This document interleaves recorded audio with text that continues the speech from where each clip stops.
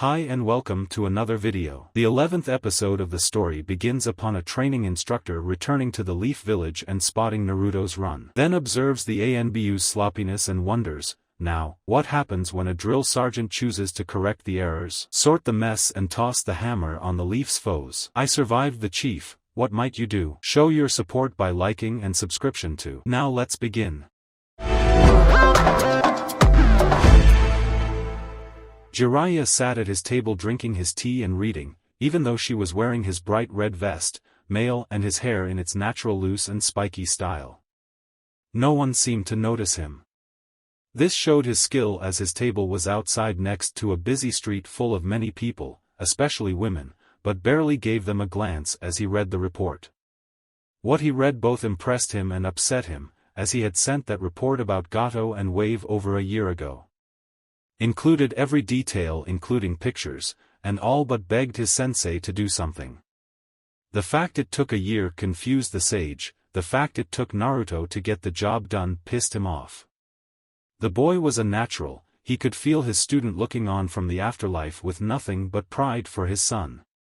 But, the blonde was only 12, Jeriah told himself. True, due to a lot of mistakes, many belonged to the sage himself, Naruto was forced to grow up faster than normal. That does not change the fact that Wave should have been dealt with by older, more seasoned Shinobi a year earlier. Putting the report down, he rubbed his eyes. Too many questions. He knew he had the best spy ring in the lands, but if he did not know which question to ask, it became worthless. This was why he was glad Chief had returned. The man always had a skill about knowing which question to ask, and right now Jeriah had about 100 questions taking him in every direction and no idea which one to start with. Maybe Mike can help, he thought. He knew that his godson, the Nara boy, and Mai had left Wave 3 days ago. Since that was the time this report was sent to him, and he was expecting them by tonight. A new thought crossed his mind and he had to shake his head and put the report away. He had a more important matter to deal with right now. He had yet to complete the mission he was sent here to do. He still had not seen Sunade, sure he was able to get her debt paid off and made sure no money lender would do business with her. That is why he sat at this table, he was literally in sight of the doors that led to every moneylender in Tenzaku town. She had not shown up yet, and time was running out. Just as he thought those words, a sound reached his ears. It was the sound of something heavy hanging in the air and swaying back and forth. He knew that sound anywhere, and looking up he spotted them. The most beautiful pair of eyes. True, he also believed the princess's other pair had no equal, but most men thought that. He was sure few if any of her admirers ever even noticed the beauty of her eyes. Sunade was walking through the street, a paper in her hands. Jeriah knew that paper was proof her debt had been paid, and it was clear as she walked into the first lender's door she was out for a loan. He sat back in his chair and waited. Sunade had just left the sixth lender she hoped to get the money from, only to be denied again. What was this, some kind of joke? First, she gets a letter stating her debt was cleared and that she could join the annual poker tournament as long as she could come up with the entrance fee. The slug mistress grabbed her loyal serve. Grabbed Shizune by the wrist and practically dragged her to Tenzaku town. When they arrived, Shizune had suggested a hotel to rest, but Sunade would not listen. She rushed to Lender's Square. She actually stopped and regained her composure before walking into the square in order to not look desperate. When she entered the first money lender's store, "Welcome, Lady Sunade," the short fat man spoke. Sunade smiled as she strutted, making her girls sway back and forth. "Get out." That brought Sunade up short. "No, I will not lend you money ever again," the man informed her as he looked into her face. "I am lucky that the debt was paid, I won't be making that mistake again." He went back to his book work and refused to look at her again. Not sure what to say, simply from the fact no man had ever refused her, especially when she put the girls to work. She left after a few threats and insults, only to find the other 5 lenders replying to her request in a similar manner. After the last one, she was fuming as she was thinking, is this some sick joke? First, someone pays my debt, and now right when the biggest poker tournament is about to begin and no one will lend me any money, I wonder who actually paid my debt? It was the first time she had asked that question since she learned the money was paid.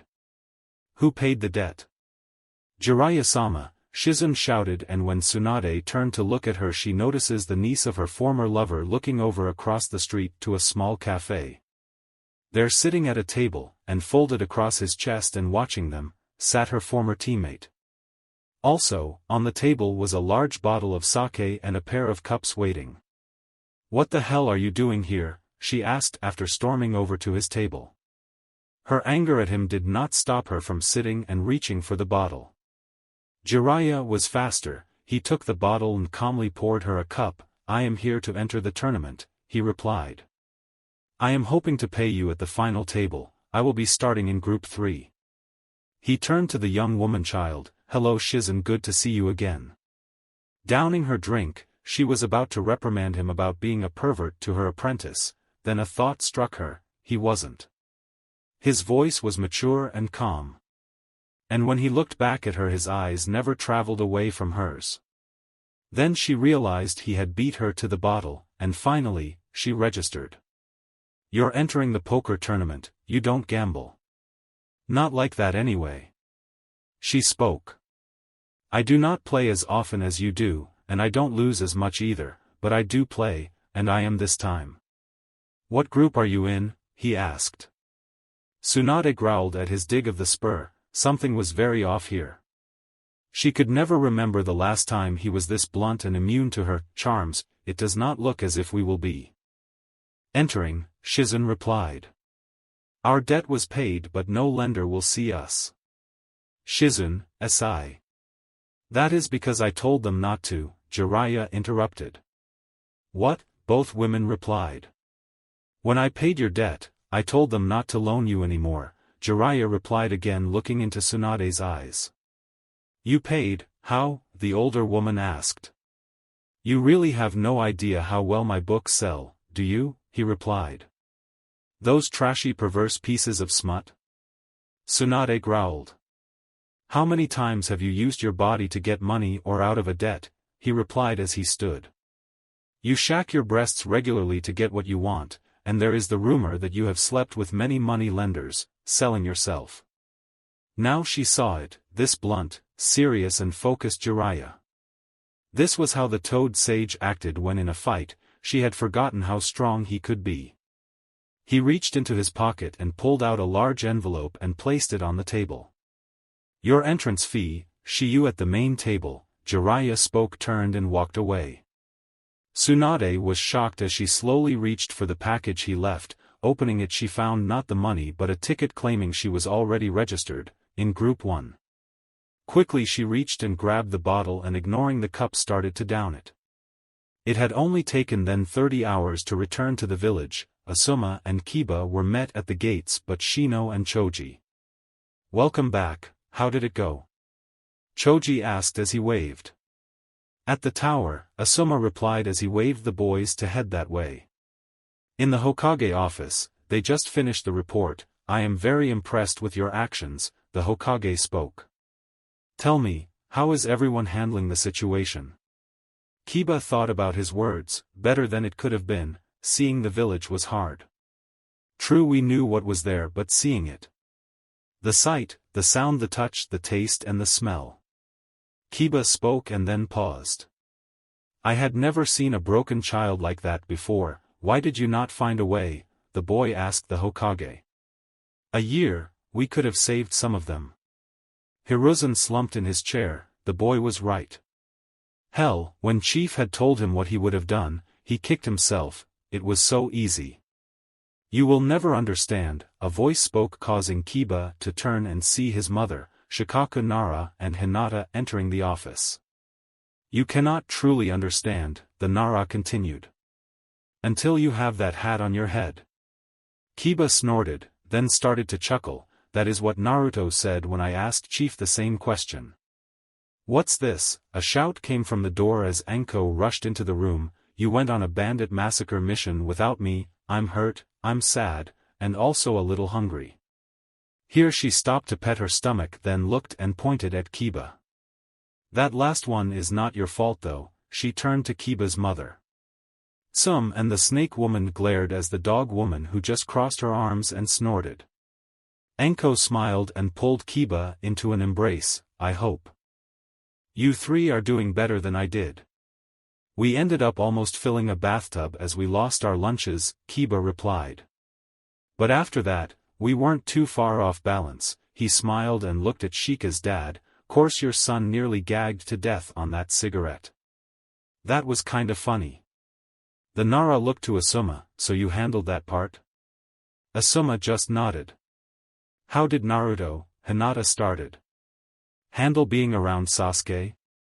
Everyone in the room stopped, and before Kiba replied, Kurenai and Irika had slipped into the room. Well, when we arrived Sasuke had already been knocked out, Kiba started. Naruto actually saved Sasuke from being killed by the girl, the person named Haku. What? Several of the people in the room asked. The person named Haku, I could not tell. They were pretty enough to be a girl. Claimed he was a boy, but no way to know for sure without looking. The room turned to Asuma, who just nodded. Chief thinks he is of the Yuki clan, ice user, the Hokage asked, impressed. Asuma just nodded.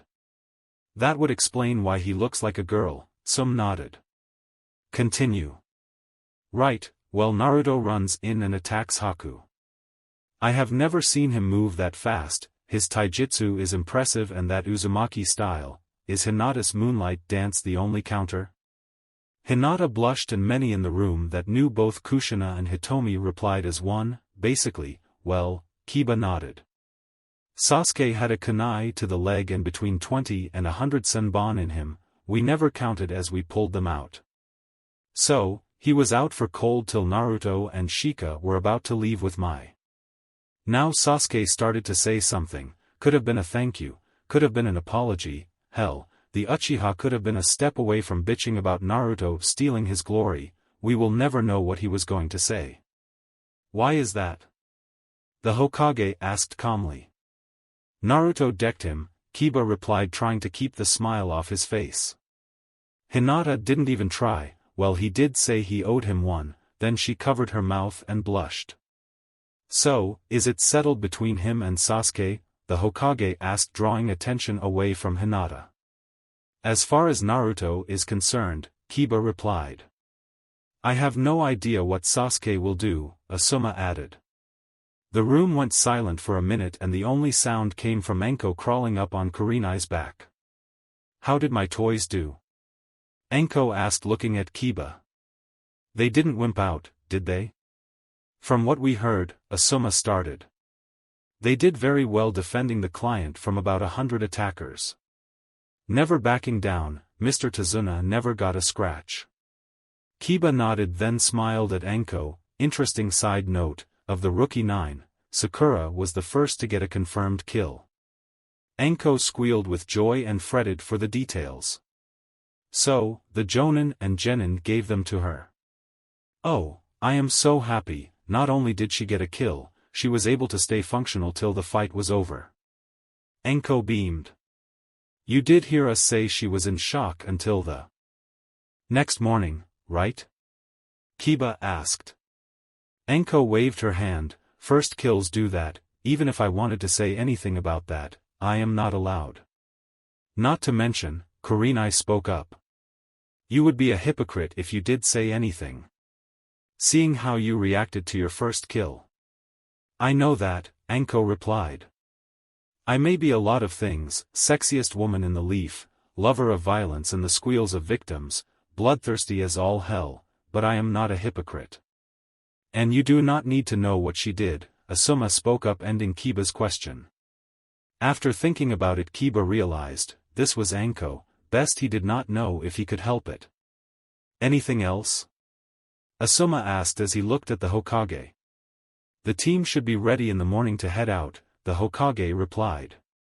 Will you be able to go? Most people would get a week off after a mission such as this, and neither of you could have had much rest since it started. Asuma looked at Kiba, the boy just nodded. If we can get there quickly, I will be able to rest before the actual game. Asuma nodded with the boy and looked at his father the Hokage. You head out whenever you are ready. Asuma, make sure Rado gets the package from you. Dismissed. And the Hokage just turned his chair around and faced out the window. He waited till he was sure they left, chuckling at Anko basking in the glory of her toys, and teasing Kiba about, now that he had kill we should find him a female. And the Hokage was not surprised when Sum did not argue the point. Chief, you sure you can pull that off? He asked himself as he knew only himself and Mai knew this part of his plan. 2 days after his meeting with Sunade, Jeriah entered the bath and slipped into the water. He did hear the laugh of a woman on the other side of the wall. But with Sunade in town and pissed at him, he used the self-control no one knew he had. As he relaxed and thought about his meeting with the Slug Princess, he realized he had been able to control himself better than he had in years. Wonder why? Pay up Shika, a voice called.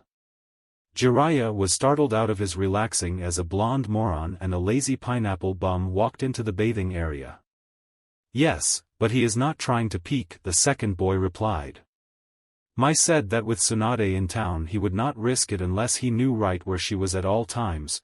Pay her, Naruto replied, and that was when the pervert sage noticed the heavily scared woman dressed in only a bathrobe enter the bath area. Oh yeah, this is a mixed bath, I forgot, the sage thought. So, Ero Senin, Naruto started as Shika handed some cash to the woman. How are things on your end?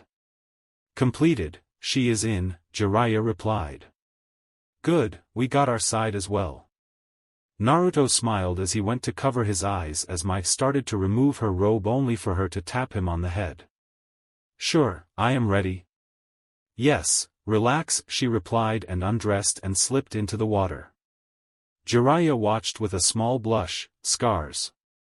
And all she still had that beauty about her. Shika just popped his neck and relaxed, keeping an eye on Naruto. Mai had forced him to sit beside her and put an arm around his shoulders. At first, he tensed, but then he realized something was off and looked at her. Mai just smiled. This is strange, this feels comfortable, but, shouldn't I be, I don't know, reacting differently? Naruto asked. I guess you're more of a young man than a boy, Jeriah replied. He had been impressed. Normally situations like this would cause most boys and men to react in a comical fashion that warrants joking and teasing, especially at a man's bachelor party. Naruto seemed to relax and take it in stride. When Chief is back, I will ask him to tell you about another bit of your family's history. Mai signed, but when Naruto looked for more information she just shook her head. Where have you three been? Jeriah asked. I expected you yesterday or the night before that. We were here, Shika replied. We just wanted to scout the town out, make sure no one from Sound was here. Could have told me, I was worried, this play does not work if we can't win. Any idea when the others will get here? Naruto asked as he simply rested his head on Mai's shoulder. He seemed to be dozing. The two males in the pool watched as Naruto quickly fell asleep, shocked at how relaxed he was when not 10 minutes before he was nervous about seeing Mai in her skin. Mai just smiled. No one noticed the happy/sad smile on her face as she just held the sleeping blonde. What do I see here? A new voice spoke up. The boys looked. Anko was in a robe as she steps back into the building, found them, they are in the mixed, she called, then walked into the open bath area. Hello, you old perv, ready to get a good look, and without anything else said she just removed her robe and slipped in between Shika and Jeriah. Throwing an arm around the younger one, hello handsome, I heard about your shadow spike trap, I am very impressed, and the way she said very had the Nara boy blushing as she basically whispered it in his ear. Anko, stop molesting my son, he is too young for you. Yoshino Nara spoke as she and everyone came into the bathing area. Where is Mabuki, her husband, and Irika?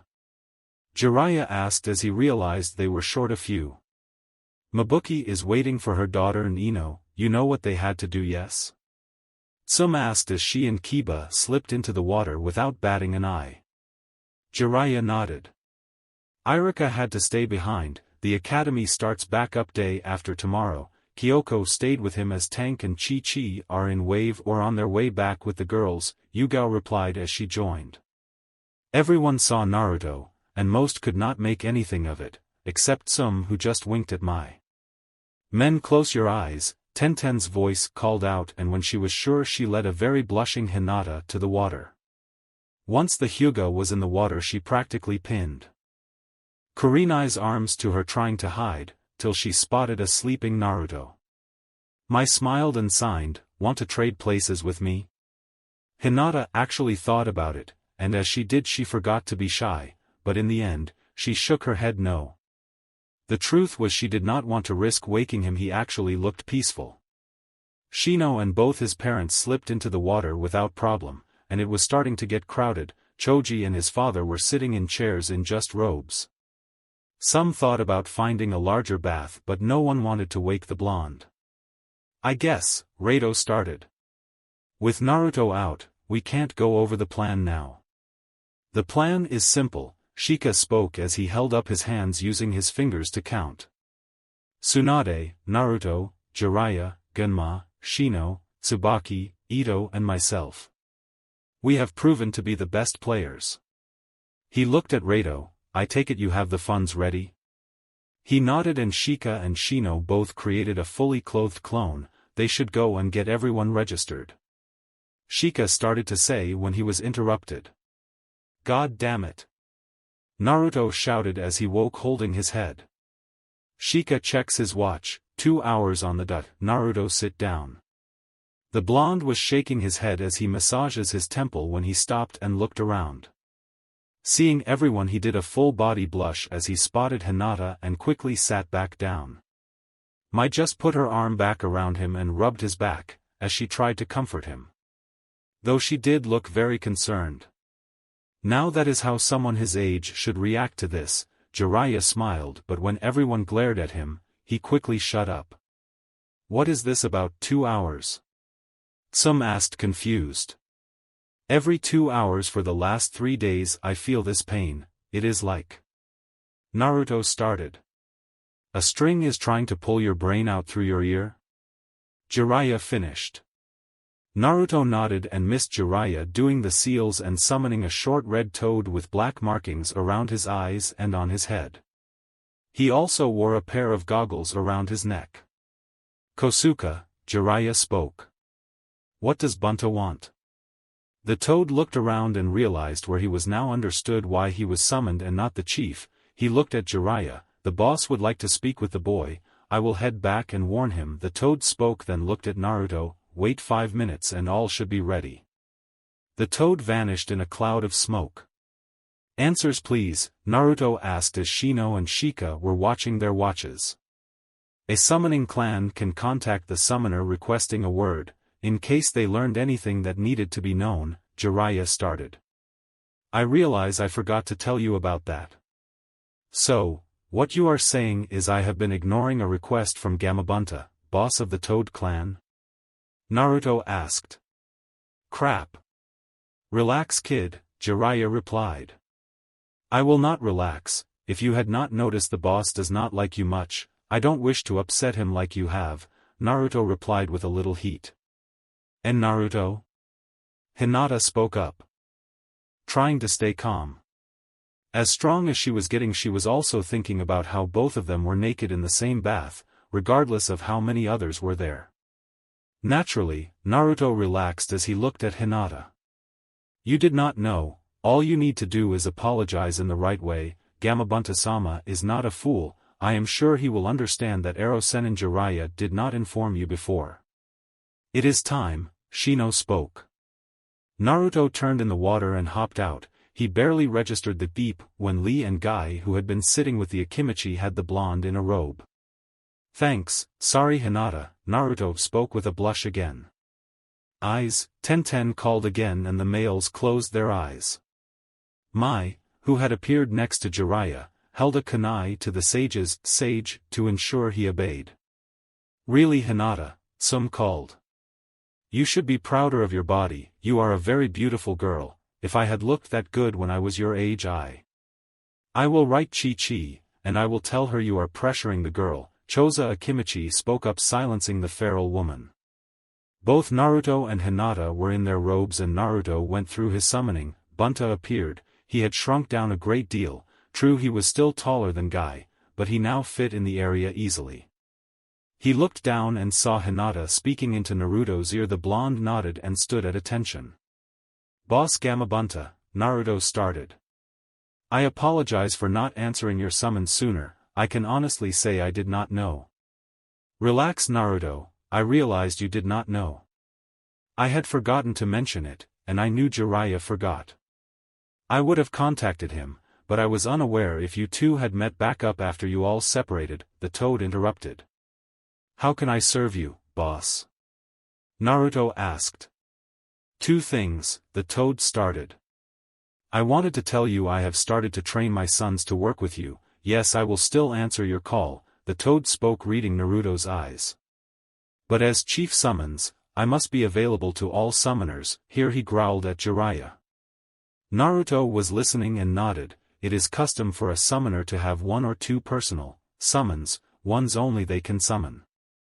I have picked my sons. Gamakichi, who is the oldest, he should be ready to start training with you just after the second task of your Chunin exam. That should be enough time for you two to be ready for the third task as well as. Gamabunta looked around, as well as that little party that is planned for Konoha. Most nodded as they realized he was referring to the attack by sound and the snake. My younger son, Gamatatsu, he will take a little longer before he is ready.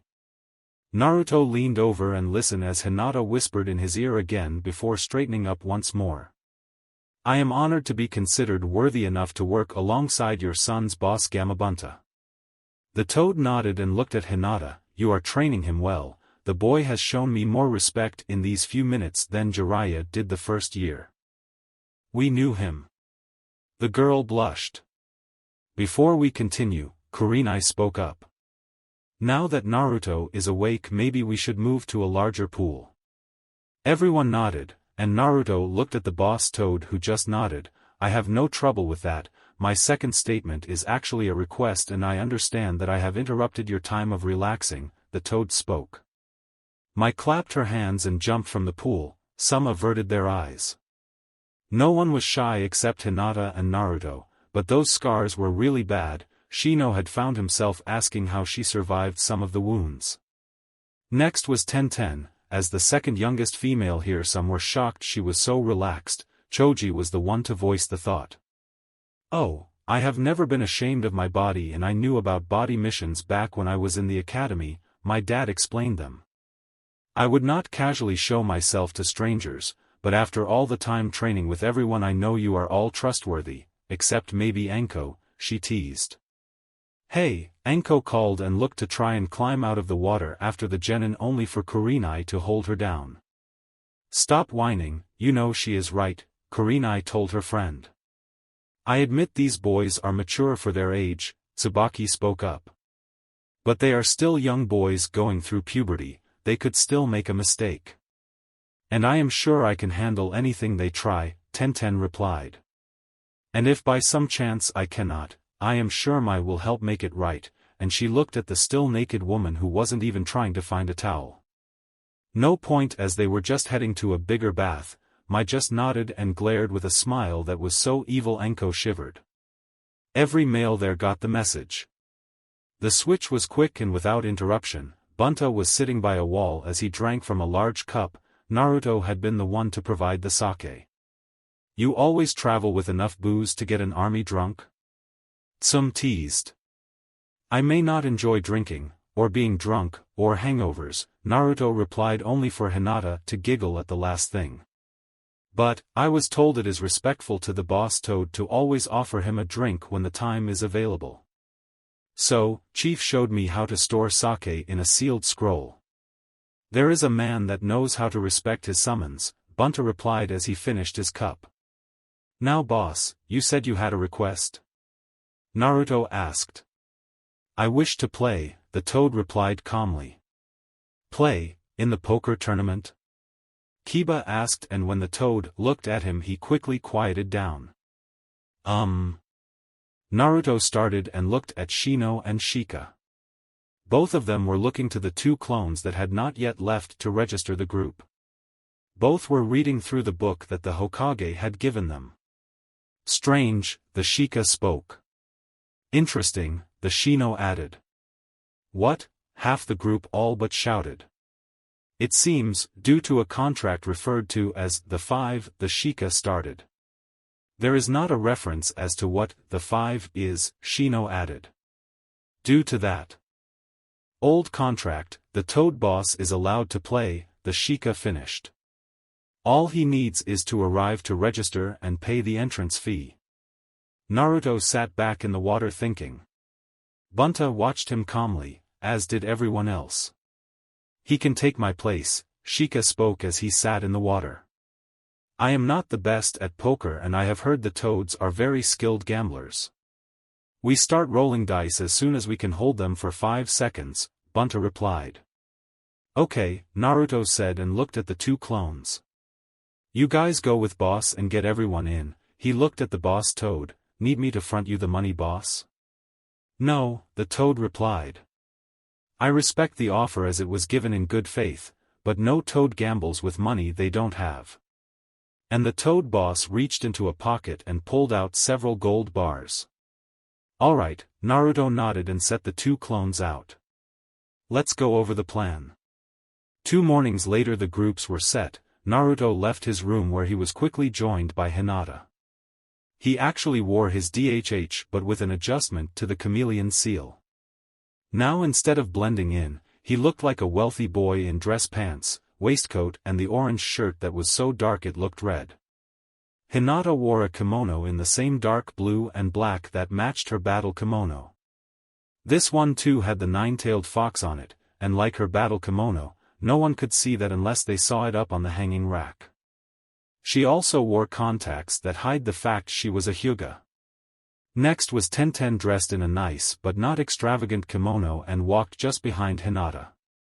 Following close behind them was Lee and Niji. Both wore suits of black that makes them look older than nearly 14 and they could pose as bodyguards for the lady and Hinata had been registered as.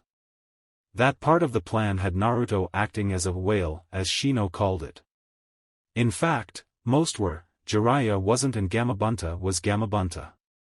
But everyone else was dressed in their best and all looked everything but Shinobi. Naruto made it to his table and smiled as Hinata and Tenten sat and chatted, while the other two boys took their seats and simply looked around. He then spotted Yoshino and Tsum, dressed as ladies walking around and gossiping with strangers. Shika had made it clear that an event like this would not just draw players but many people that would come just to watch and gamble on who would win. With this many people and this much money up for grabs, it was a safe bet that deals were going down and Naruto had the idea to scout around looking for information and possible blackmail material. True, winning the prize money and catching the slug princess was the top of the to-do list, but why waste this opportunity to gather other useful information from around the elemental nations? He watched as Genma arrived with Rado and Guy as his group, Tsubaki with Kurenai and Anko, Ito with Hay-8 and Yugao, Shino with his parents. The blonde smiled as Bunta arrived, though he was hoping he made no sound and did not knock over a single item. Jeriah arrived dressed very well. He had removed his standard red vest and mail and picked a fancy suit of Western style instead of a robe. The blonde was not close enough to see clearly but he would bet that it was a DHH as well. The air shifted, and he could tell, she had arrived. Doing everything he could to not look at his great-aunt and god-grandmother. Naruto used the reflection from a water pitcher to watch as the woman entered and headed for her table. He could tell she was worried and trying to hide it. Then the clock struck the hour and the cards were dealt. Shikamaru was watching the room. Naruto had mentioned a feeling in the air that there was a problem. Shika learned a long time ago to trust Naruto's gut feelings and so he watched and walked. It wasn't all boring though, he had found some comedy as he watched. Take Gamabunta, the toad boss. His first table has a very large man that was said to be a retired Yokozuna or Grand Champion sumo wrestler sitting across from the massive toad. It had been clear from the start the large man had planned to use his size to scare and intimidate the other players, but as the massive toad arrived at the table it was clear that his plan had reversed on him. Bunta had not used any harsh words or actions and acted very respectfully. The sumo wrestler was just dwarfed by the toad boss and he had no idea how to handle being smaller than another player. At a table in a different section, Shika found Tsubaki. She had dressed in a dress that had no sleeves and went from her neck to her ankles. It was green and sparkling. There were slits on both sides that went up to just below her hips. And there was a heart-shaped hole in the front showing off some cleavage. Shikamaru watched her. He remembered how she was when she first arrived for camp. She had looked to be barely holding on to herself and doubting everything after the Mizuki situation. Now she looked strong, proud and enjoying the fact that she had all the men at her table wrapped around her finger. A few simple words from the chief, and some time with everyone. She looks like a completely different person. Shika continued to walk around checking everyone. He chuckled as he noticed that Genma was playing the rockstar player. Loud and annoying while Naruto was quiet control and had his table set. Shika watched several hands of the blondes and found Naruto folded hands that would have won. Only to come back and clean out a play soon after. He was about to move again when he spotted them. He knew this was a problem and as he quickly followed he weighed his options and set his trap. His target was walking calmly but clearly on a search mission, as they passed a fairly empty corner. Shika set his shadow out and it engulfed them, pulling them away from people without anyone noticing. In a corridor away from spying eyes, Shika lifted the blanket shadow and used it to pin the persona arms to the wall above their head. Cupping a hand over their mouth, "What the hell are you doing here?" he asked as he stared into the eyes of Tamari.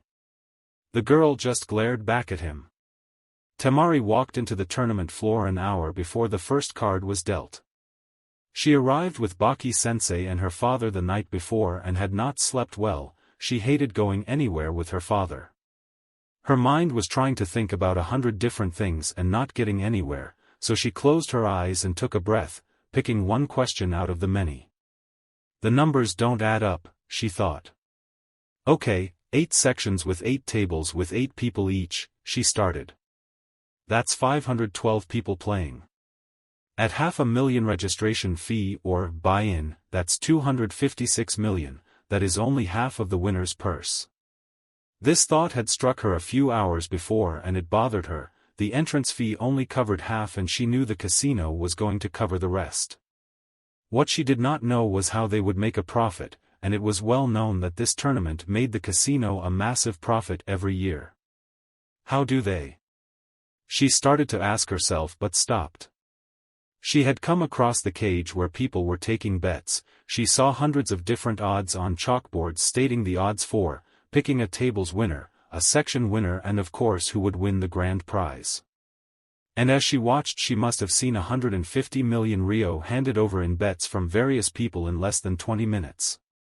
That, I guess, is how the casino makes up the difference, she told herself.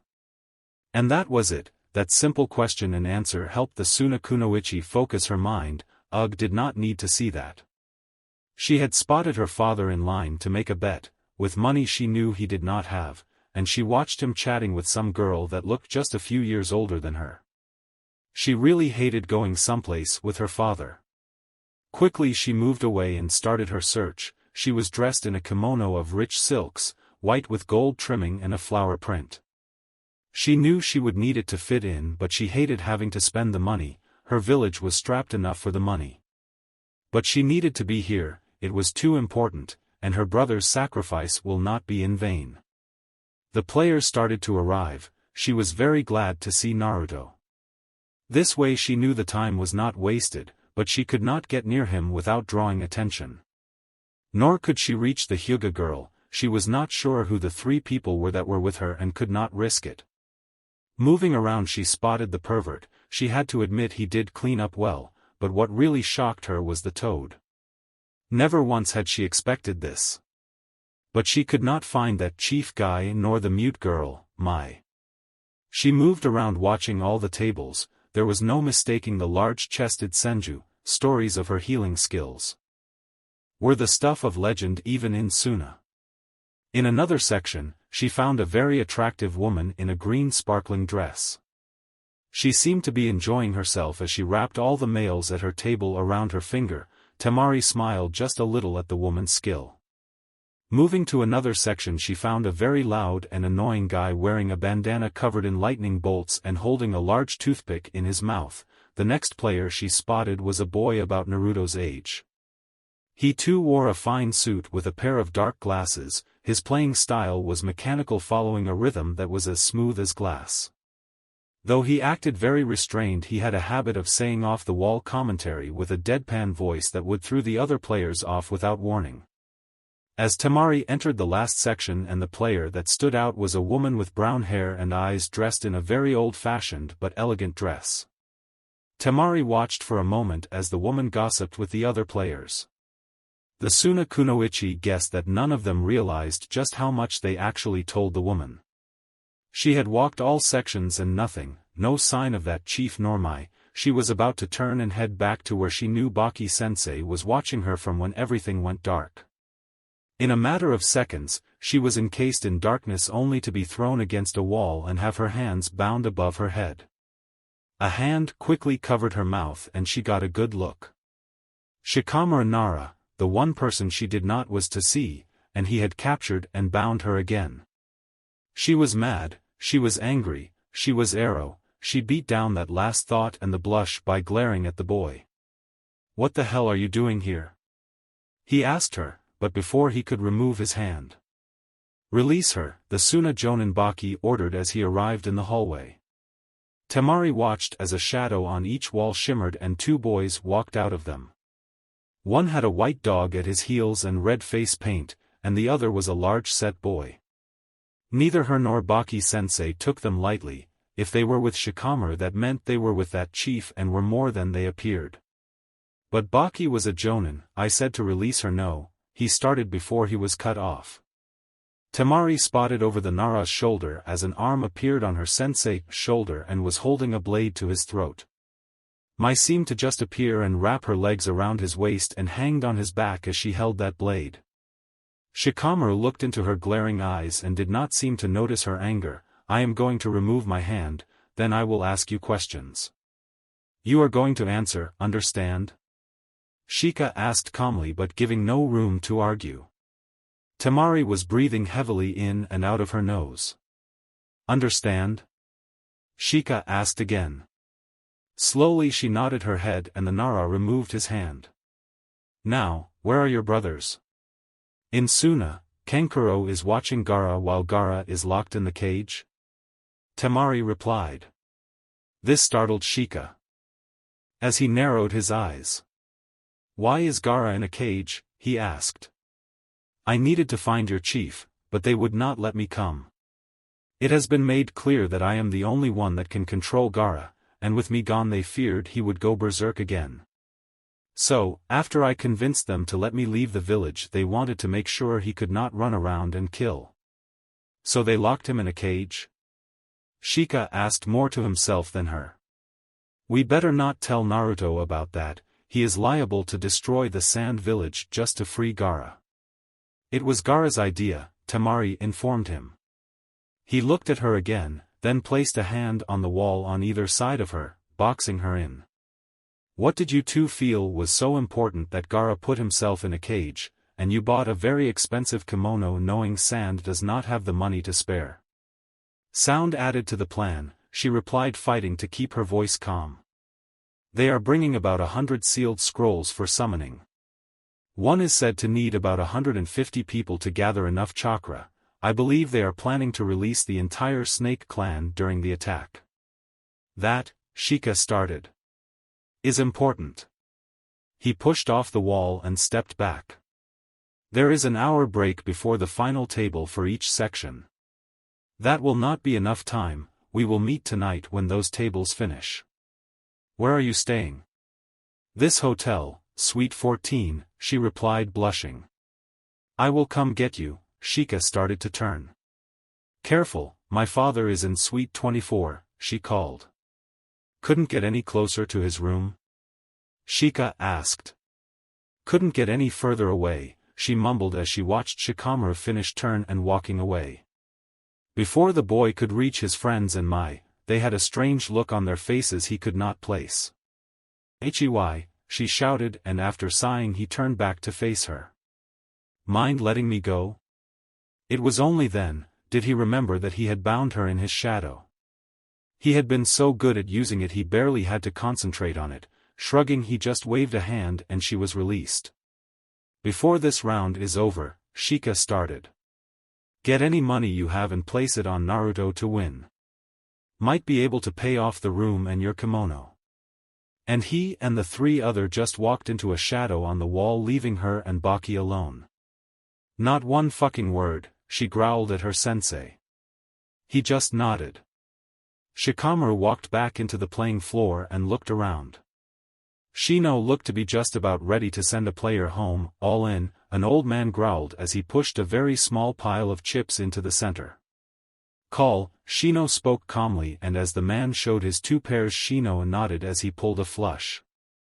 The man just turned and left the table. Shikamaru did seem to notice something strange. The man seemed relieved. "I take it he did not wish to hear my recipe for termite stew," the Aburame commented as if it was about the weather. Of the 4 players left at Shino's table, 3 grew rather pale.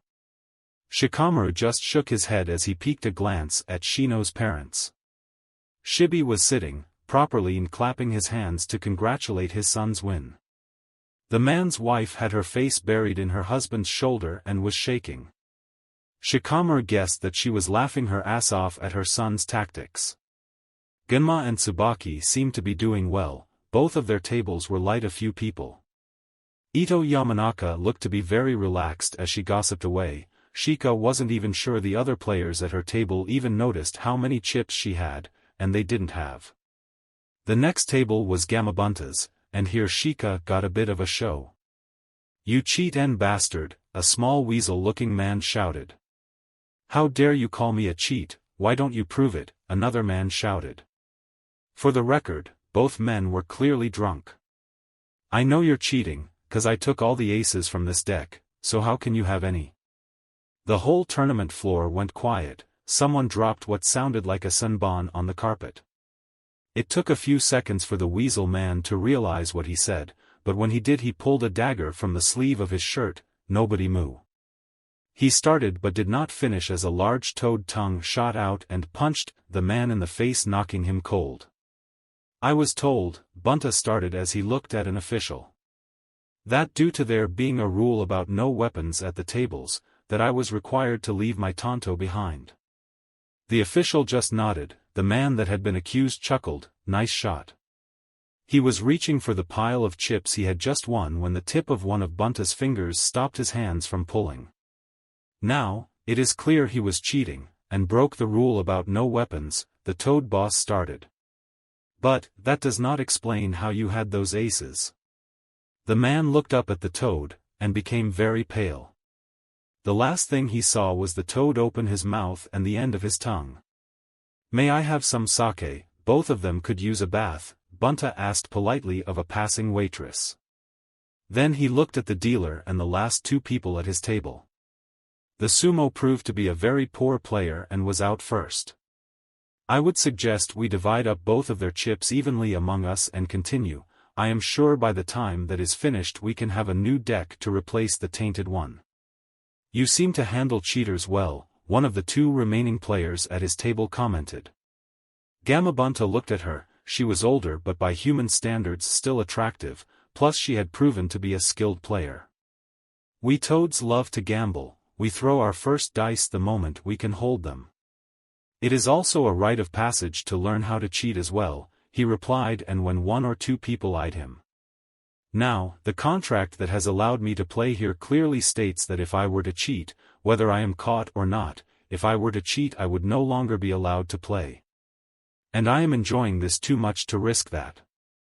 The dealer could be seen looking at one of the officials as they read a scroll. After a minute the official looked up and nodded, making it clear Bunta had been speaking the truth. Shikamaru shook his head and moved to Jiraiya's section. Once he reached the table of the sage, he found there were only 3 left and they seemed to have an equal amount in chips. Watching a few hands, Shika admitted all 3 were very skilled. In fact, the other 5 players that were already out were still there watching. Shika overheard one saying how this one table was equal in excitement as the final table tends to get. Shika kept moving to find Naruto at his table. The blonde was doing well but still had 5 players left. Seems he was still working it slowly and appeared to be in no rush. Troublesome blonde, he is milking this on purpose, the Nara thought as he moved on to the last section and main target. Her table was now empty of other players but Sunade still sat there, leaned over and resting her arms and head on the clothed surface. It was a record. Not only had her table been the first emptied, it had been emptied faster than any other table, ever. Win after win, she cleaned them all out. Some thought she was cheating. Hell, at one moment she thought she was cheating. She went all in with just a pair of 3s and not only one but took out 3 players at once. With her luck, she was thinking the world was about to end, and with Jeriah here that may just happen. Shizune stood behind her mistress waiting. Since no winning player could leave the floor till all the tables were finished, she knew Sunade would not be getting up anytime soon. She had watched her mistress play, although she was happy she won. Even the young medic knew, that went too damn fast. Passing the target at the last table, Shika was walking by a large group of people who were gossiping about things that gave the Nara a headache. That was when he spotted his mother smiling as she chatted. He could not remember the last time he had actually seen her smile like that. This was his mother, Yoshino Nara, the most troublesome woman in the Leaf Village. At that moment Shika had a thought and quickly found a door leading to an outside area. There he stood for a few minutes before Choji, Kiba, and Mai arrived. Choji, tell me that incident with her did not look like I think it looked, Shika started as he stared up at the stars. Okay, the large boy replied, fighting the smile on his face. How do you want me to lie? Mai? Shika asked, holding out a hand. The kunoichi just smiled and pulled from a pocket a pack of cigarettes and lighter. Shika only took one and lit it, taking a heavy drag while Mai returned the rest to her pocket. Great, just great. Now Mom will be even more troublesome. She won't care if there was a reason or part of a mission, she will just nag me constantly about not treating a woman like that. Shika ranted as he walked away.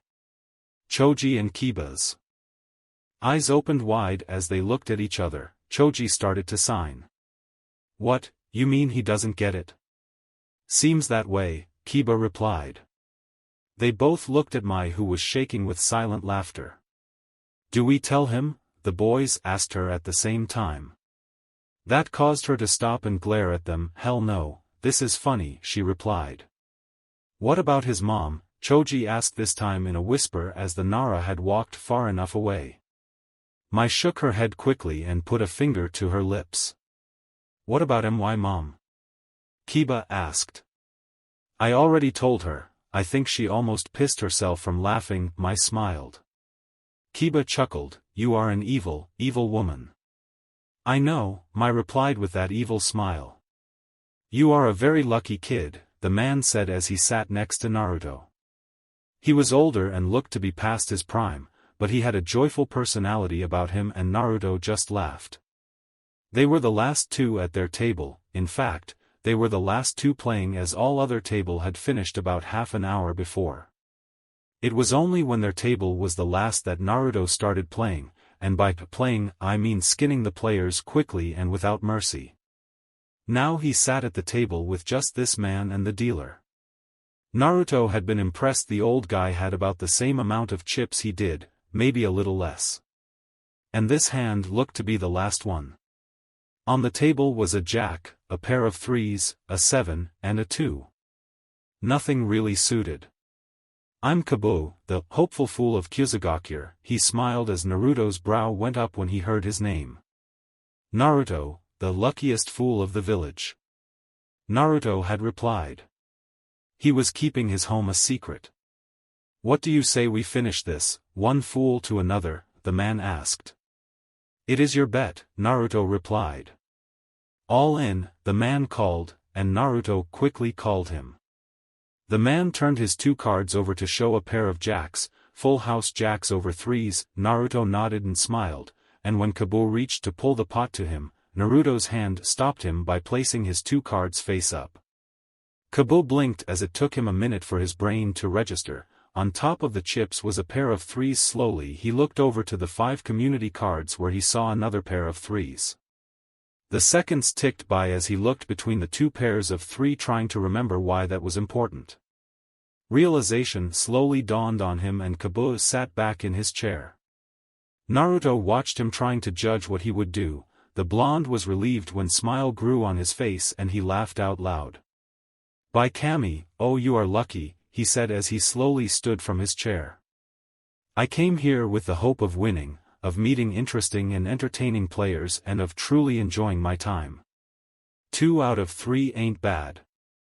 Naruto smiled as the man held out a hand to him. The blonde shook it with a smile of his own. I hope your luck holds out, young man. After shaking Naruto's hand, Kabu just smiled again and left the table. As the blonde was standing, Hinata, Tenten and the boys came up to him. This is a lot more fun than I thought it would be, Tenten spoke with a smile. I agree, Hinata replied. You did well. Thanks, Naruto replied. Well ladies, gentlemen, I would love to stay and chat but, there is something I have needed to do for the last hour. Naruto turned to the dealer and with a straight face. Where is the bathroom? The dealer blinked as a smile slowly crossed his face before he pointed. There may be a line, sir. Then I will find a potted plant, Naruto replied as he turned. Coming through. Without any more warning, Naruto started running. Ducking under, spinning around and leaping over people and tables. Leaving the restroom after what felt like hours, Naruto spotted Neji and Lee standing against the wall opposite the door. Realizing that they were alone had Naruto alert. But before he could speak, Neji just nodded his head to the side and looked. Turning, Naruto was confused at first as there was nothing there except the door leading to the women's. Naruto got it and just nodded back at the boys. Anything? The blonde asked as he took a spot beside Lee. Shikamaru said we needed to talk as soon as possible, Lee replied. He said to tell you not to mess around this time, finish the next round quickly. Neji continued. Naruto started to nod. I believe his words were, Tenten spoke as she and Hinata left the restroom. Don't fuck around this time. If Shika is swearing like that, it must be important. Naruto nodded. Guess I can't play with my food this time. Just how many habits of the chiefs have you gained?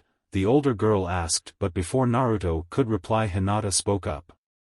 Several, but Naruto had a love for messing with people's heads long before Grandpa returned. The boys stared at her and Tenten smiled when Hinata realized she said that out loud. Naruto just put an arm around her shoulders and pulled her into a hug. She is right, he may have helped refine my skill.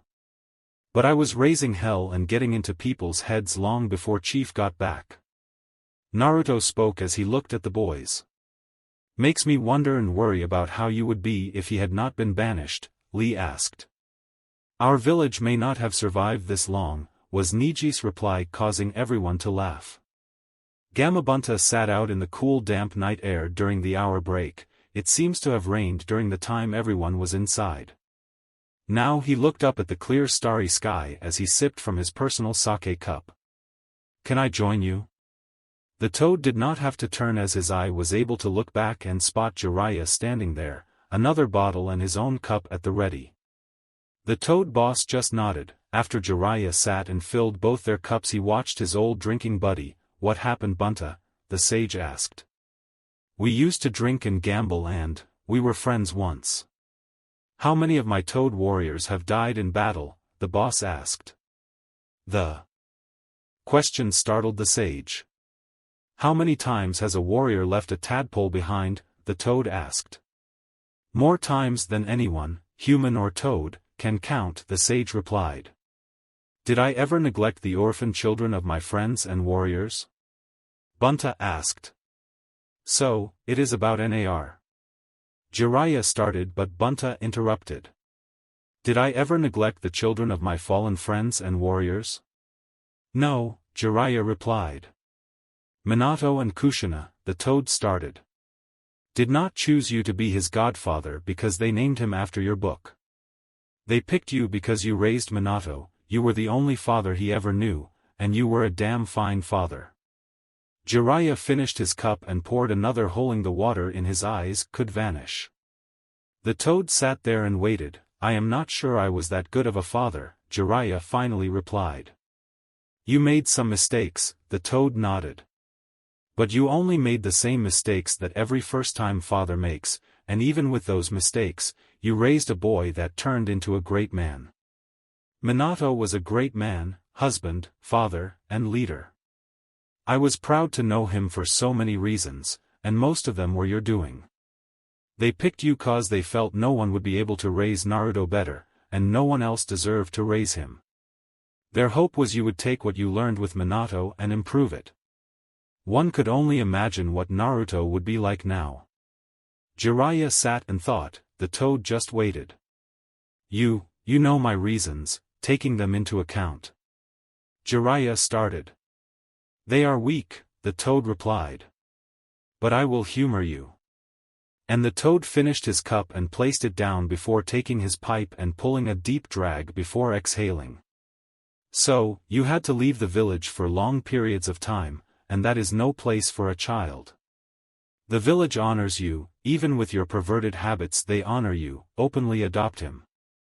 Give him the protection that son of a Sannin would have offered. Kick your other student Hayashi into gear, Minato and they were almost brothers, then write the boy, let him know you are thinking about him, let him know you exist, your cowardliness about looking at him and seeing your son and his mate were just." Here Bunta stopped and took another drag to calm down. "So, you have trouble looking at the boy, fine. Then stay away but stay in contact, check on him yourself. Make sure he had friends, the fact the boys befriended him was luck and you know it, you should have checked on him and made sure the other honorable clans had contact with him. It should have been you to tell him about Minato, Kushina, the Uzumaki, and Uzushio. Not Kuzai, it was never his job. What would he have been like if I had done all that? What would he have been like if I wasn't a coward and was actually in his life? Would he have made the friends he has, the bonds? What about him and Hinata, would they have connected?" Finally, the toad replied. "Those are all good ones we will never learn the answer to, but asking them should help you start to heal." "Heal, Boss Gamabunta of the Toad clan," Jeriah started. "Nothing you have said tonight is incorrect, your hatred of disappointment," the toad corrected. "I am disappointed in you." Nodding, Jeriah continued. "Your disappointment in me is well-founded and correct. Is there any way we can return to the way we were, or close to it?" The toad finally turned his full body to face the sage of Mt. Mayaboku. "When Naruto has finished and dealt with the bad blood between him and the three of you, then I will know you have truly learned from this and my disappointment will be over," the toad boss answered. "Besides, if he no longer holds any ill towards you for this, who am I to do so? Do you have any idea?" Jeriah started. "I know exactly what he plans, and no toad will help you. If you survive you will have earned both his and my forgiveness." "Excuse me," a voice called from the door. They turned to see Kurenai standing there. "The hour is about up, it is time to continue playing." Both nodded and the toad looked at the woman. "If you heard anything, forget it, this was supposed to be private." The tournament floor was active with activity as everyone returned to the tables. With a single glance around they all nodded to each other as a way to show they understood the new plan. Get done quickly. Course, most of the group knew that only Naruto's luck could achieve that feat, no problem. Most of the team would play aggressive, raising and betting using both their natural skills and the blonde's luck to see them move through their opponents. There were two exceptions. First was Naruto. He would set a record for the most number of wins in a row. The players at his table would bet and he would call, and win over and over. What was more insane was the fact Naruto was playing blind. That meant he never touched his cards, never looked at them. Not even to show them, he would have the dealer flip them over. After the first 20 hands, the casino would start to change dealers and decks every few games. Everyone was sure the blonde was cheating, but no one could figure out how. After 75 minutes Naruto's table was empty, he hadn't even learned anyone's name. But the record was set by another table, Sunade's. She knew everyone there, or knew of them. Group 1 was comprised of the best and well-known professional poker players in the elemental nations. But on this day her table set several records. Fastest table clearing, highest single pot win, and dumbest choice in the history of the tournament. The players were going slow and the 5 cards were placed on the table: King, Jack, 10, 9, and 8 of hearts. A very strong flush on the board. After 5 minutes of banter between most players. "I doubt anyone will win this hand, I am going all in just playing the board," the first guy started. "Most that will happen is we push a draw and it is basically a do-over." The argument was rather stupid and really annoying. It shocked Sunade that 5 of the players agreed and joined the first guy. Now for the record, the man sitting right next to her never spoke, he went all in as well. Sunade needed a lose or a draw, anything to end that winning streak. She never looked at her cards and called while playing blind. The belief the first guy had turned out to be true, for the first 6 players. The 7th guy, the one sitting right next to her, ended that as he turned over a 7 of hearts. She was free, she had lost and lost big. Now she was free of her good luck, the man had pulled a straight flush. While the other 6 complained and cursed and threw their hands in the air, the man with the lucky 7 just turned to the last player and waited. "Would you like me to turn your cards, ma'am?" the dealer asked the distracted Sunade, who just nodded, not thinking. Reaching the dealer turned the first card, hoping to add even more drama to this impossible hand and table. As soon as the ace of hearts came into view, Sunade froze. "Damn, that was close," one of the players spoke. "For a second I thought she pulled the queen, which is the only card that can beat his straight." Sunade froze. The queen. Except for that weird hand where she won with a pair of 3s, every major win for her this day came from the queens. The queens would always show up at the last minute, continuing her insane winning streak. Slowly she looked down at her remaining card as the dealer slowly turned it over. The red color, the face, the queen of hearts. She had pulled a royal flush. She took out 7 other players at one time. It had only been 15 minutes since the start. Sunade had not moved from her win, frozen in shock and fear. A hand grabbed her shoulder, startling her. When she looked up she found Jeriah looking at her with focused and concerned eyes. "Come, Haim, we have 12 hours before the final table. You need a drink and to get some rest." Not giving her time to answer, Jeriah just stood her up and followed a silent Shizun as he held his fellow Sannin and led her to the room the women shared. Tamari walked out of her bathroom in just a towel as she finished brushing her hair. It wasn't till after she dropped the towel that she realized and spun around. There, sitting on the end of her bed, was Mai. Seated properly on the reclining chair was a woman in a red and black kimono with red eyes. Bouncing on the center of the bed was a woman with light purple hair, a joyful smile, and sadistic eyes. "Okay, Mai is here," Tamari of Suna, the woman with red eyes, started. "I am Jonin Kurenai Yuli, you already know, special Jonin Mai. The endless ball of energy jumping on your bed like a child is special Jonin Anko Mitarashi." "You would be too," Anko replied. "This bed is so springy, I could just imagine all the bouncing you and Asuma could do on it. Let's steal it and take it back to Konoha." Anko finished by doing a roll and flip to land spread eagle on her back. "Forgive my friend," Kurenai told the Suna blonde. "The man she is chasing is playing very hard to get and she has more energy than is healthy."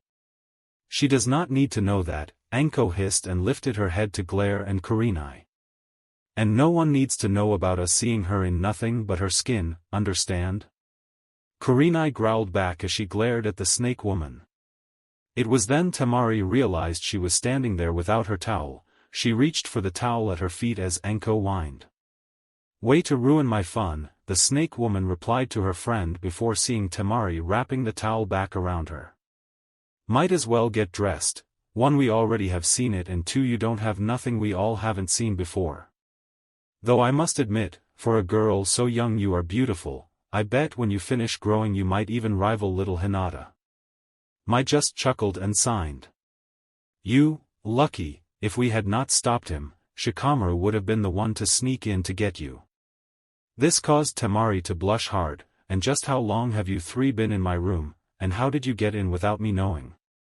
"I am not some weak girl pretending to be a kunoichi," she growled more than she meant, but she was worried they might have. "About 10 minutes, Kurenai replying, confirming that they probably did hear her rant. "And how is simple, you are good, but we have more years and experience in the art of stealth and infiltration." Tamari just growled. She knew she was not perfect in her loss.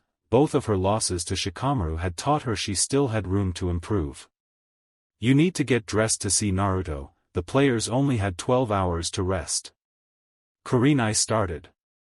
"And/or have sex," Anko added, thinking about Yugao and Hayate as well as Kurenai and Asuma.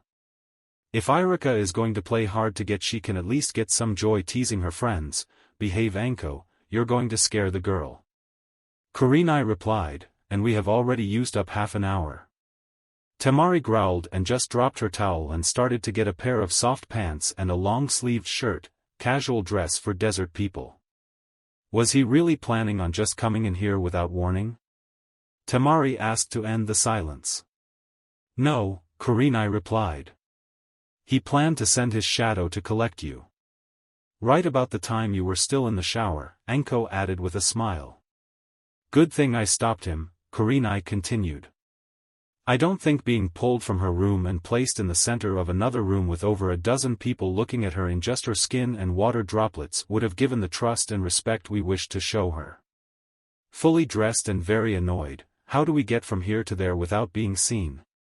Tamari asked, crossing her arms. Kurenai and Mai both stood and each for one of Tamari's arms.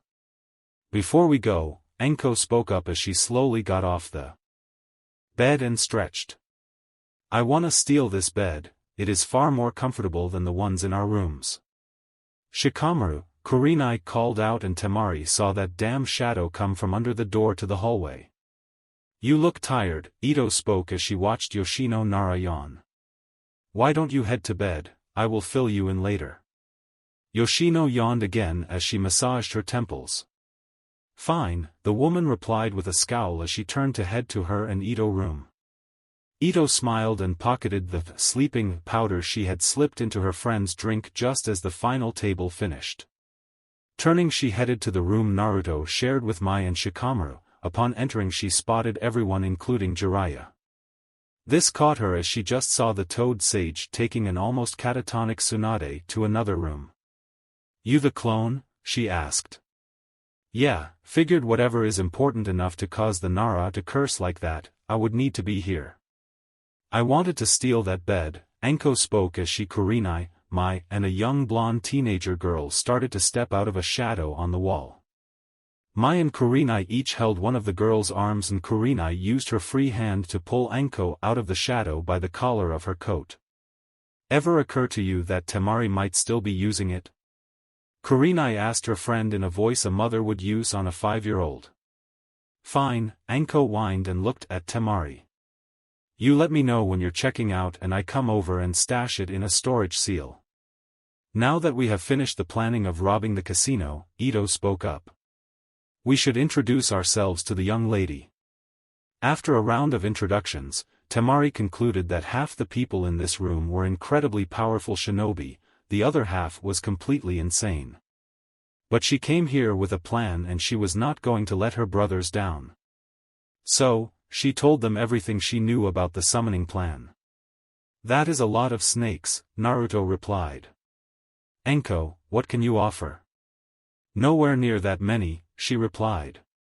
And if it is one of Manda's oldest, we won't be able to make any antitoxin.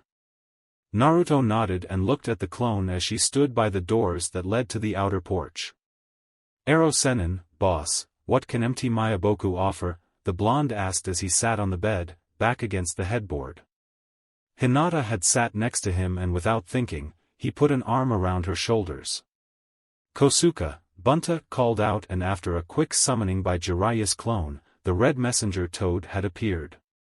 Kosuke, return to Mt. Mayaboku, call for a muster. I want to know how many toads we have, Bunta ordered. Everyone, the red toad replied. Yes, if Manda wishes to throw his whole clan at the leaf, I will throw the mountain back at them, Bunta replied. Then the toad boss looked at Anko. Now it was no secret that Bunta hated snakes, but as far as everyone knew he never looked down on the Kunoichi snake summoner. Anko, when this is over, your allies may just be all that is left of the snake clan. The toad spoke in a way that allowed no argument. If it kills Orochimaru and that chief summons Manda, Anko replied with a lot of hate in her eyes. Mai looked at Anko and then everyone else. They don't know, she thought to herself. She was however not fast enough when she tried to hide her though as Shino picked up her confused look.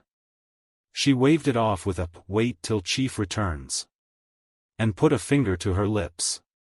We will be able to count on the monkeys as well, Asuma added. Enma will be busy with my father, but I have no doubt chief will be able to bring a rather large force. And with Kyoko becoming a monkey summoner, Sum added, and when everyone looked at her strange. That was supposed to be a secret, Ito reprimanded the dog woman. Sum blushed. Oh, sorry, anyway you all could forget I said that, she asked hopefully. No, well the monkeys and the toads, Naruto spoke. Combined with the slugs and any snakes that Enko can muster, I think we will have a good chance. A plan was brought up, but fine details could not be ironed out till they knew what chief wanted, and so Shino stood up. I think the rest can wait till a later date. I suggest we all head to get some sleep we have. And he checked his watch. 10 hours before everyone needs to be back at the table. Kicking us out so soon? Enko looked at the young Aburame. Hinata has fallen asleep, Shino replied, and everyone looked. Hinata was indeed asleep as she used Naruto as a pillow while curled up under his arm. The blonde did not move as he looked around at everyone. Mai took out a small camera and snapped a silent picture. Don't go showing that around, Naruto told her. I don't think Hinata wants that kind of attention, especially from Ino, Sakura, and Kyoko. Mai just nodded. And do not let Enko have a copy, Naruto finished, causing the Kunoichi in question to whine. Kurenai just watched the girl, her girl, and smiled. Naruto then pointed at the second of the 3 beds. He had been sharing the room with Mai and Shika. Kurenai looked at the bed and then smiled as she shook her head. I am staying in the room with Asuma. I actually trust you, probably the only one I would trust with her. Tamari saw Naruto nod and try and get a little more comfortable without waking the girl. Okay, the Suna Kunoichi started. How do I get Baha? She screamed as she fell through the chair only to land and bounce on the bed in her room.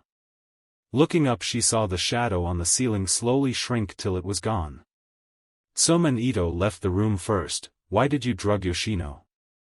Sum asked her friend. Shikamaru is young. We see what is happening simply cause we have watched Nara-style courting before. Ito started. He, however, has no idea what he is doing. I want to give those two some time to work this out before we let Yoshino start her monster-in-law routine. She is not known for her patience and we both know just how bad her empty nest syndrome will be. She is going to be pissed when she learns you drugged her. Some countered. I will just tell her it was Shikaku that gave me the sleeping powder, Ito replied. Sunade was warm and felt good. His eyes were closed but she could smell hot sake, as well as bath salts. Then she realized she was naked in the perfect water. Despite her care for Shizune, Sunade knew the girl could not run the bath water just right, nor could she lift the dead weight the slug princess had been. Without opening her eyes, Jeriah, if I open my eyes and see you perving on me, I'll open your eyes, Heim, the man replied. Sunade opened her eyes and found Jeriah in just a white shirt with the sleeves rolled up past the elbows and his pants. When she looked into his eyes, she was shocked to find them so focused. Jeriah moved and poured the woman a hot cup of sake and then took a rag and started washing the woman's face. I am a pervert, I do not hide that fact, but I do know when and when not to. He spoke as he worked the rag over her brow and hair. She thought to herself about how this actually felt nice. You're wrong, she spoke after drinking the sake. When he stayed quiet while waiting, I have never slept nor performed any sexual service for the money, I jiggled and teased and drank but never touched or been touched. The man did not reply. Those rumors were started by men that either wanted to brag to their friends or trying to save face when asked why they gave so much to a woman they knew would never pay them back. She closed her eyes again and found herself enjoying the situation, and after 3 more cups of the very hot and well-crafted sake, I can't even remember the last time I. Any truth to the rumors about you and Shizun? Jeriah asked out of nowhere. No, Sunade replied. Too young for me. I still remember when she was a whiny snot-nosed brat. You know she is standing at the door making sure I behave right? He asked. Does not change the fact that when we first met she was a brat, Sunade replied. Dan, Jeriah spoke. Dan was the last time. Sunade was shocked he knew, but then again Jeriah had always been watching her, protecting her. Unless you count the times before you came and saved me, yes, I know and know she did not tell me, Sunade admitted. I always got there before, seems where your luck is horrible at gambling, it has always saved you from that, Jeriah replied and sat back in his chair. When did you find out? 6 years ago, the opium den, I woke up as you put me in my bed and heard you tell her not to say anything, she replied. Something bad is about to happen. Why would you say that? He asked. You know what happens when I win, she replied. Coincidence, he replied. Let that demon go, Sunade. I can't, Dan. Nawaki. She started. Your winning did not kill them, they were shinobi of the leaf, they knew the risks, especially during a war. He replied. Now I am going to go. Rest, drink and get right, in about 10 hours we play the final table and I want to see the Sunade that truly enjoys the game. He stood and left the bathroom passing Shizun without a word. The girl walked in and sat in the chair he had just left. Do you wish to leave, Sunade-sama? Shizun asked. I can't leave, whatever is at play will make sure even if I ran, I would be drawn back, she replied as she took the carafe and started drink straight from it. Hinata woke first, she was warm and comfy and, in someone's arms. Opening her eyes, she found herself on the bed under a heavy cover using Naruto as a pillow. His arms holding her protectively, she felt so warm and safe she thought about going back to sleep only to realize she had to get up. When she tried to slide out from Naruto's arms he just tightened his grip on her in his sleep. Starting to worry as she did not wish to wake him, yet she looked around, but before she could come up with a plan Mai slipped up and slowly lifted Naruto's arms allowing Hinata to slide out and run to the bathroom. Finding her clothes for the day folded and ready she just showered and dressed. When she left the bathroom she found Naruto, half asleep with cute bed hair sitting on the edge of his bed. The blonde just smiled at her before looking at the bed at the far end of the room where Shika slept with his back facing everyone. Naruto grabbed a pillow and tossed it, Shika just rolled on his back, reached up and grabbed the pillow before rolling back on his side and snuggled the pillow in his sleep. When did Tamari sneak back in and slip into your bed, Shika? The blonde asked, causing the Nara to sit up and look around. Finding his bed empty of anyone but him he just growled and tossed the pillow in his hand back at the blonde. Troublesome, he went to lay back down only to find his head resting, not on the other pillows, but on Mai. She had somehow slipped onto his bed and laid across it, so now Shika's head was on her chest and Lo looked to see her smiling at him. It did not help that she wore a sleep shirt that was so thin it left nothing to the imagination. Damn it, he sat back up and finally woke up. Come on, we have 2 hours before I have to be at the table, Naruto spoke. And I want breakfast first, so get dressed. Naruto and Shika went to shower and dress as Mai moved Hinata over and just started doing her hair. Hinata had been thinking about the last few days and about Mai herself. With her grandfather around she had not really focused on the woman, but now, Hinata realized Mai has taken a strong interest in both her and Naruto, and neither kid feels worried or confused when the woman does something. A knock on the door interrupted Hinata's thoughts, and Mai just knocked once on the closest wall. Shino entered, followed by Choji, Kiba, and Team 9. I see you are getting special treatment again, Tenten spoke as she spotted Hinata. Me, I had to deal with a what? Enko asked as she followed the group. A very unique roommate, Tenten replied. Ah, say that like it is a bad thing, you're going to make me cry, Enko replied and started to pout. Mai continued to comb and set Hinata's hair, and when no one was looking, except Shino, she would tease it, almost as if she was trying to tickle it. Hinata froze when she did that. She doesn't know, I haven't told anyone about that, Hinata thought to herself. Anyone else up? Naruto asked as he stepped out. He was dressed in his black pants and vest again, but he had switched to a black button-up shirt and an orange tie. I believe everyone has awoken and is getting ready, Shino replied. Now that the 7 are in fact at the table, mind telling us how you did it? Yeah, Shika added as she came out of the bathroom. I tried to figure those odds. There is no way you could have predicted and managed to get all of you at the table like that. Simple, why was I picked for this mission? Naruto asked, the smile forming. 'Cause you can't seem to lose when gambling, Kiba answered. Right, I made a bet. Naruto answered the question.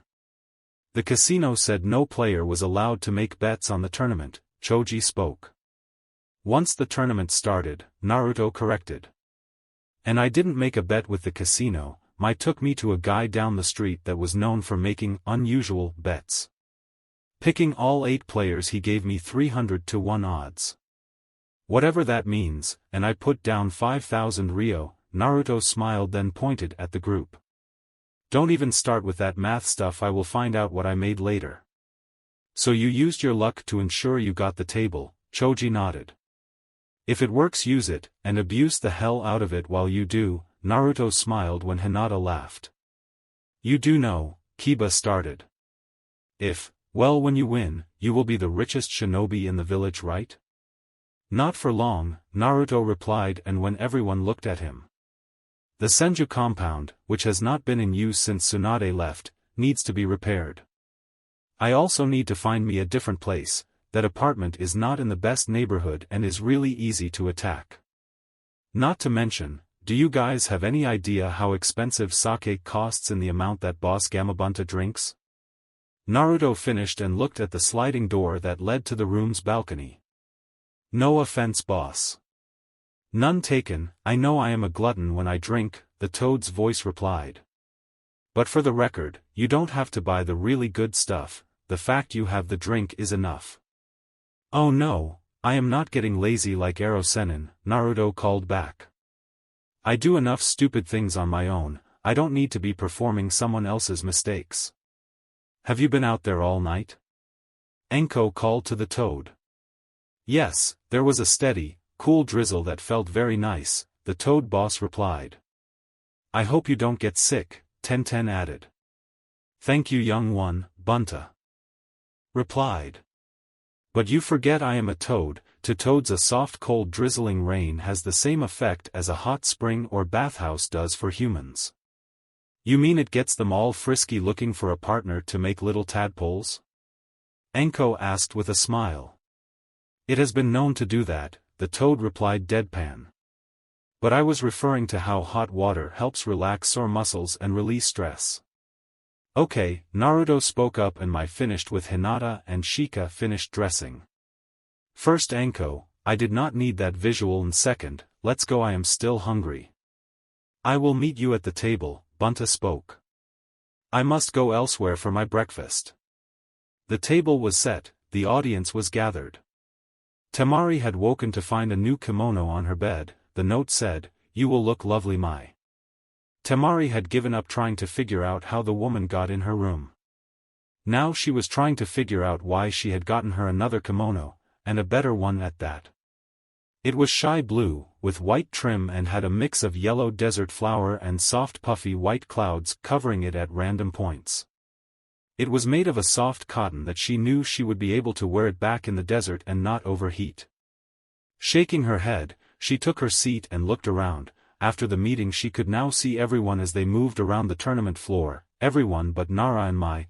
Tamari took a close look and realized everyone, not at the tables, was set in a position that covered all the exits. "Ladies and gentlemen," the head of the casino called. "It is time to begin, allow me to introduce the players of the final table. First up, Sunade Senju, formerly of Konoha. Sunade walked in and smiled. She had a confident strut as he waved and showed off her two most noticeable assets. She was wearing her standard green haori coat and kimono top. Her eyes were more focused than yesterday. Tamari figured that whatever was bothering her the day before seemed to be settled, or she was faking it rather well today. Next up, from the village of Konoha Tsubaki, the head called as the woman stepped onto the floor. She was wearing a black formal dress this time, a little more conservative but still stunning. Sunade had stiffened at the announcement that another person from the Leaf was here. Next was Genma's turn and he played the bad boy role to a T, flirting shamelessly with Tsubaki and Sunade. Followed by Ito. To say Sunade was now very confused would be an understatement. Then came Shino. Sunade had known there were a couple young players, she had heard about it from Shizunshi before she came to the table, but the Senju was not expecting an Aburame as they were not known for gambling in such open environments. He was followed by Jeriah, and the woman had to admit he was a lot more controlled in his entrance than she would have suspected, and he looks good. Wait, what did I just think? Her thoughts were interrupted by, from Mount Mayaboku, chief of the Toad clan, Boss Gamabunta, the man called, and the crowd was polite, but it was clear the massive Toad did not get as loud of an applause as the others had. The Toad boss did not seem to be bothered as he went to the end of the table. "Greeting Lady Sunade, it has been a while." "Hello Gamabunta-sama, I admit I am shocked to see you here," she replied, trying to regain some balance. "And our last player, from the Forgotten Village." The man stopped and read the name on his paper, the lucky fool. Naruto walked out smiling and acting like a fool as he looked around. That was not what he registered as. When he spotted his friends he looked at them waiting. As one they all pointed to Hinata, who was blushing, but as her eyes met his she smiled. Hinata had just pranked him in front of everyone, and there was nothing he could do about it. He was so proud of her. After the blonde sat, the cards were dealt. Naruto smiled as he watched. True, they had a mission, but that did not stop the other 5 Leaf Shinobi and 1 Toad boss from trying to beat him. That is still a goal of most people, and Toad bosses. It was a shame that they forgot, he wanted to play Sunade one-on-one. The cards came. Naruto never touched or looked at his cards. To keep it fair he would bet and raise, and fold hands, all to keep everyone off base. He was also a fool at times, saying things that would make the crowd laugh. Twice he got into a verbal sparring contest with Shino that was so funny even the dealer had to stop while he was laughing, and the plan was working. Sunade was relaxing and dropping her guard. Genma was the first one out. "Tell you what," Genma started. "How about if I win you go on a date with me tonight, what do you say, sweetie?" As he smiled at Tsubaki. "And if I win, you take me on a date, where I want, when I want and what I want," she replied. The crowd laughed as the bad boy looked confused and a little worried. "Deal, 2 pairs, he replied and showed his cards. "Full house," she countered. "You will be taking me to a play, I expect a suit and tie. The crowd laughed at the leather-clad bad boy paling. But the kunoichi's fun did not last long, as the next hand she was taken out by Sunade. Shino followed a few hands later as he went against Naruto. The Aburame just nodded, thanked everyone and left the table in the style his family was known for. Now Sunade was at one end of the table while Jeriah, Bunta, and the fool sat at the other. Bunta seemed hell-bent to beat Naruto at least one hand. He had already gained the title, the only one to break the Uzumaki stamina with the drinking contest. He was going to straight out beat the unbeatable Luck. For kings, the toad spoke, showing his cards. On the table in order was 6 of hearts, king of hearts, 7 of hearts, 10 of hearts and king of spades. The dealer flipped Naruto's cards to show the 8 and 9 of hearts. The toad went wide-eyed, seeing Naruto win like that was not new, but it still caught everyone, every time. Quickly regaining his dignity, the toad boss nodded in defeat and left the table. Sunade took out Jeriah in the next hand, her full house of queens over jacks against his 2 pairs. Once the toad sage left the table, "I have a request," Naruto asked. "It has been 2 hours. Can I ask for a 15-minute break to use the bathroom, and can I move to a seat closer to the lady so we don't have to reach across the table?" The dealer looked at the casino owner and after a nod from Sunade, he agreed. Shizune had checked on her mistress before heading to the bathroom. As she passed the men's room she heard voices. "Okay, all set?" "Yeah, we are ready if she tries to run," a voice sounding like Jiraiya-sama's. "We still have to worry about her strength. We are not to cause damage in her capture." This one sounded like the Shino boy's voice. Shizune was shocked and realized that her mistress was in danger. She turned to go and warn her when a pair of arms wrapped around her and a hand was over her mouth. Quickly she was dragged into a closet. She stomped down on the person's foot and broke his grip. Spinning around she set a kick at the man with a scar on his face hard. He grabbed her leg and used his to trip her, making her fall on her back where straddled and sat on her waist. She reached and slapped him in the face and he just returned the slap. Stunning her, she went to do it again. He just caught her wrist. "Now don't do that, 'cause I can hit harder than you," he said. She struggled, but he now had her arms also pinned. "Fine," she growled. "You want to get off me?" "I am actually kind of comfortable," he replied with a grin. She struggled, but he just held her down. "Who?" she started as she stopped struggling. "Rato, a shinobi of Leaf." "You are Shizune Kato, correct?" Rato asked. "Yes, you said you're from the Konoha?" Shizune answered and asked. "Yes, my team and I are here to retrieve your mistress. We are not here to harm her," he told her. She was not sure, but she could see in his eyes that he spoke the truth. "Fine, so she is being called back to the village?" Shizune asked and was startled when Rato got up and pulled her by her hands back to her feet. "I cannot give details, but the simple fact is, she has orders to settle her demons," he told her. "And soon as Orochimaru is planning to attack the village and we need the Slug clan." Shizune did not know what to say, worried about the snake attacking, but what really got her was the order to settle her mistress's demons, something Shizune was very happy to hear. When Naruto returned, he found his chips moved to the seat that Tsubaki had been in right next to Sunade. The game continued. Twice he had made her laugh. "You're rather entertaining for a brat," she smiled as she raised and he folded. She had forgotten that he never looked at his cards. He had not touched a card since his match with Kibu. Something many in the audience had noticed. They had played for about 30 minutes since the break and Sunade now had more chips than him, about 5,000 ryo more. The hand was dealt, but the betting did not start till the 5 community cards were out. Sunade looked at her hand. She had a queen and a 3, on the table was 3 more queens and 2 aces. She smiled. The queen had not once let her down tonight and she forgot to worry about her luck. "Well, it has been fun, but I think we are done," she started. "I bet everything you have left." Naruto smiled. "I will see your bet and raise you," he replied. "Brat." You don't anything to raise with, she replied. I have this, Naruto replied. He reached into his waistcoat and pulled out a yellow piece of paper. Before you ask, this is a blood seal, Naruto started. Signed by both the Fire Daimyo and the Sandaime Hokage. It states that you, Tsunade Senju of Konoha, are to be given permanent sabbatical. This means you once again are paid your monthly salary. It also states that no one is to ever suggest or even hint at you returning to the village, under penalty of having their tongue ripped out.